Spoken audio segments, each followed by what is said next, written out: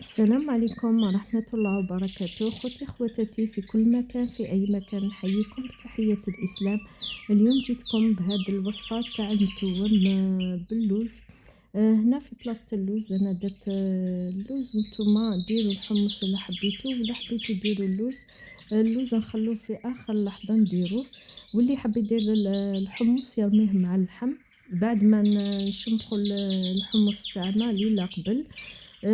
نقدروا نرموه مع اللحم يطيب.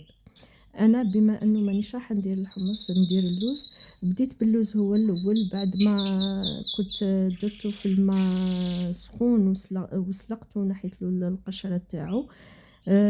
نشفته ودرته نشف لي، من بعد راني نقلي فيه في شويه نتاع الزيت من الافضل، نحمرو غير واحد شويه ونحطو بجيه باه من بعد كي يطيب نزين به الطبق تاعي. هنا بديت باللحم، صفيت هذيك الزيت تعطيني بنه خاصه لهذا الطبق تاع المثوم. درت معاها نص مغرف تاع السمن، كانت الزيت تاعي سخونه، درت هذيك نص مغرف تاع قهوه تاع السمن دابت لي. وهنا درت بصله موين، درت معاها توابل، درت شويه تاع الكمون، درت شويه تاع الكركم، شويه فلفل اسود، شويه سكنجبير. هادو هما اللي درتهم في اللحم. هنا ما نديرو لا قرفه لا قزبر لا حتى حاجه مع المتوم. نفس الشيء في الكفته تاعي. هنا في الكفته ما نديرش البصل، ندير فقط الثوم. في اللحم درت البصل، في الكفته او الفيونداشي ما نديروش البصل، نديرو غير الثوم، ونديرو شويه تاع الكمون، نديرو شويه كركم، شويه سكنجبير، ونخلطوا الكفته تاعنا مع الثوم، السنينه تاع الثوم. هنا الكميه الا كانت مضاعفه تكثروا شويه الثوم، انا درت غير السنه تاع الثوم.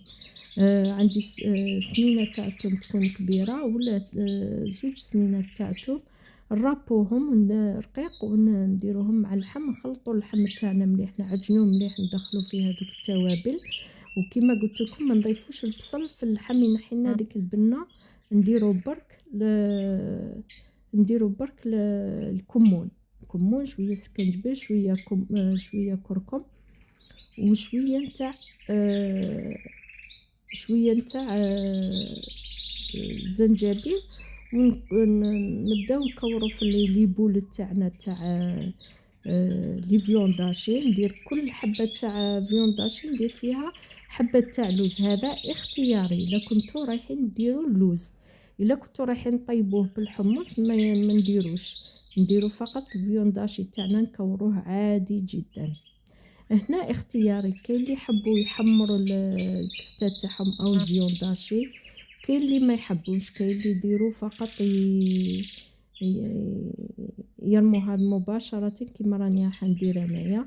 بعد ما نقلي اللحم تاعي، هذه المرحله ما وريتها لكمش، مرة نوري لكم كيفاش يتقلل اللحم ومن بعد نمرقو عادي جدا. كيما نخلو اللحم تاعنا يذوب مع هذيك التوابل وهذاك البصل، ما نكثروش الماء بزاف وفي نفس الوقت نخلو شويه نتاع المرقه.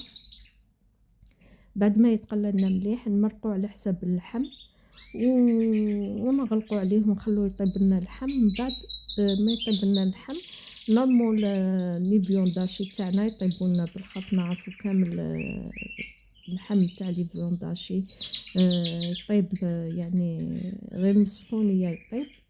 نرموه في اخر مرحله ونخلو هذيك المرقه تاعنا تلبن لنا شويه ونطفوا عليها وتكون واجده المرقه تاعنا،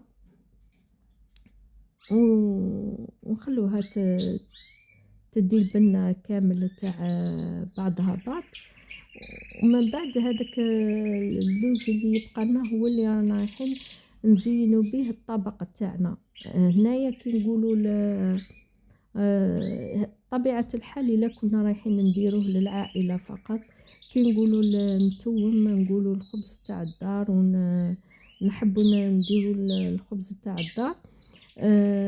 انا هنا درت الفيديو على مرحلتين. هنا انا كنت دايره خبز الدار، يعني درت هذا متوم وحده، ودرت الفيديو تاع خبز الدار وحده باش ما يجيش الفيديو طويل.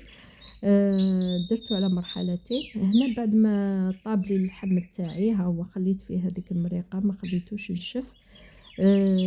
كيما راكم تشوفوا تجي المرقة تاعو كيما بفضل الكركم، ما تجيناش هذيك المرقة البيضة اللي تجينا كشغل على هذا اللون الشباب هذا، تجي تبريي، تجي صفرة، تجي شابة، تجي اللون تاعها يشهي.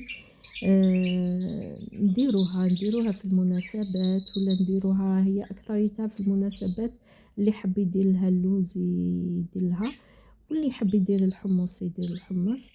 في كلتا الحالتين المتوم تجي بنين بزاف. وكما قلت لكم في المرقة نديرو البصل، في الكفتة ما نديروش البصل، نديرو فقط الثوم والكمون. نديرو الكمون في اللحم، ونديرو الكمون في الفيونداشي في اللحم الكفتة.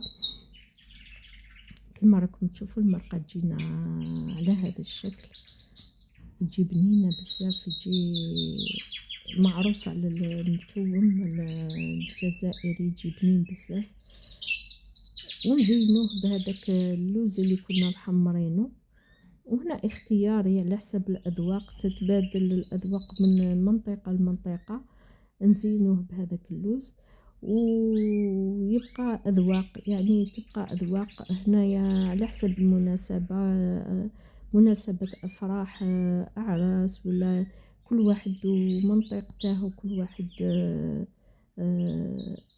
وتقدروا ديروه تاني بصوص غوج، متوم بلا صوص غوج، تاني يجي بنين بزاف.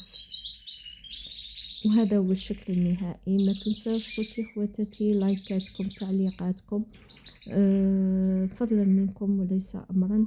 وهذا هو الطبق تاعنا تاع المتوم. ودمتم لي سالمين في أمان الله وحفظه، إلى فيديو آخر إن شاء الله.